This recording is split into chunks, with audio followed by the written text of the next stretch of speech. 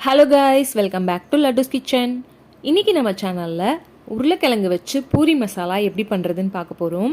பூரிக்கு எப்போவுமே பர்ஃபெக்டான காம்பினேஷன் பார்த்திங்கன்னா இந்த உருளைக்கிழங்கு பூரி மசாலா தான். இதை எப்படி சிம்பிளாக ஹோட்டல் ஸ்டைலில் பண்ணலாம் அப்படின்றத இந்த வீடியோவில் பார்க்கலாம். வீடியோக்குள்ளே போகிறதுக்கு முன்னாடி நம்ம சேனலை நீங்கள் ஃபர்ஸ்ட் டைம் பார்க்குறீங்கன்னா மறக்காமல் நம்ம சேனல் லட்டுஸ் கிச்சனுக்கு சப்ஸ்கிரைப் பண்ணி பக்கத்தில் இருக்க பெல் ஐக்கானை கிளிக் பண்ணி வச்சுக்கோங்க. வாங்க வீடியோக்குள்ளே போகலாம்.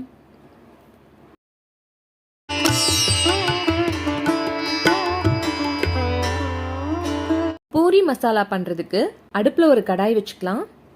கடாய் சூடானதும் 1.5 டேபிள் ஸ்பூன் அளவுக்கு எண்ணெய் காஞ்சதும் 1 டேபிள் ஸ்பூன் அளவுக்கு கடுகு, 1 டேபிள் ஸ்பூன் உளுந்தம்பருப்பு, 1.5 டேபிள் ஸ்பூன் அளவுக்கு கடலைப்பருப்பு. இதை லைட்டாக வதக்கிக்கோங்க. இது பொரிஞ்சதும் ஒரு 3 நம்பர் பச்சை மிளகாய் இந்த மாதிரி கீறிட்டு சேர்த்துக்கிறேன். ஒரு கொத்து கருவேப்பிலை, ஒரு பெரிய வெங்காயம் எடுத்து இந்த மாதிரி குட்டி குட்டியாக கட் பண்ணி வச்சுருக்கேன். இதை நல்லா வதக்கிக்கோங்க.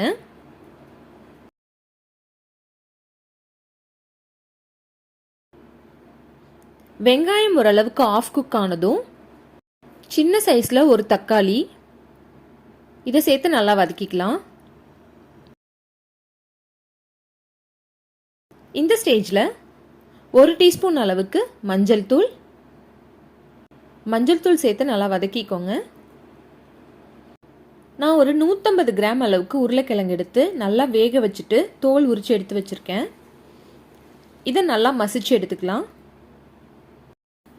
ரொம்ப ஃபைனாக மசிக்க தேவையில்லை, இந்த மாதிரி 1-2 மசிச்சு எடுத்துக்கலாம். மசிச்சு எடுத்த உருளைக்கிழங்க இது கூட சேர்த்துப்போம். சேர்த்து நல்லா வதக்கி விட்டுருங்க. இந்த ஸ்டேஜில் இந்த ரெசிபிக்கு தேவையான அளவு உப்பு சேர்த்துக்கலாம். கூடவே உங்களுக்கு தேவைப்படுற அளவு தண்ணி சேர்த்துக்கோங்க. இதை அப்படியே மூடி போட்டு 5-7 நிமிஷத்துக்கு நல்லா கொதிக்க விட்டுறலாம்.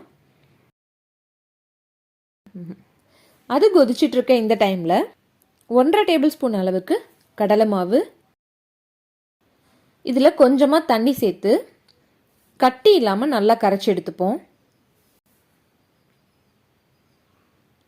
பாருங்கள், இந்த அளவுக்கு நல்லா கரைச்சி எடுத்திருக்கேன். இது இருக்கட்டும். இப்போ 5 நிமிஷம் ஆயிடுச்சு. இதை நம்ம ஓப்பன் பண்ணி பார்க்கலாம். பாருங்கள், நல்லா கொதிச்சு வந்துருச்சு. இந்த ஸ்டேஜில் நம்ம கரைச்சி வச்சிருக்க கடலை மாவை எடுத்து இது கூட சேர்த்துக்கலாம். கடலை மாவு சேர்த்ததும் இந்த மசாலா நல்லா திக்காக ஆரம்பிக்கும்.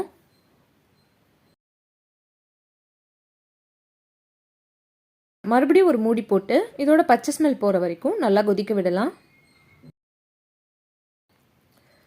பாருங்க, நல்லா திக்காயிட்டு இருக்கு.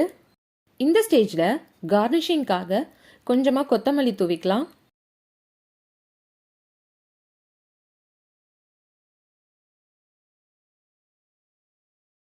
கொத்தமல்லி தூவி நம்ம அடுப்பு ஆஃப் பண்ணிடலாம். அவ்வளோதான், பாருங்கள், பூரி மசாலா நமக்கு ரெடி ஆயிடுச்சு. இந்த மசாலா சப்பாத்தி, பூரி, தோசை இது எல்லாத்துக்குமே சூப்பரான காம்பினேஷனாக இருக்கும். இந்த ரெசிபியை உங்கள் வீட்டில் ட்ரை பண்ணி பாருங்கள். ட்ரை பண்ணி பார்த்துட்டு எப்படி வந்ததுன்னு கமெண்ட் செக்ஷனில் சொல்லுங்கள். மறக்காமல் நம்ம சேனல் லட்டுஸ் கிச்சனுக்கு சப்ஸ்கிரைப் பண்ணி பக்கத்தில் இருக்க பெல் ஐக்கானை கிளிக் பண்ணி வச்சுக்கோங்க. தேங்க்யூ ஃபார் வாட்சிங். Eat healthy, stay healthy.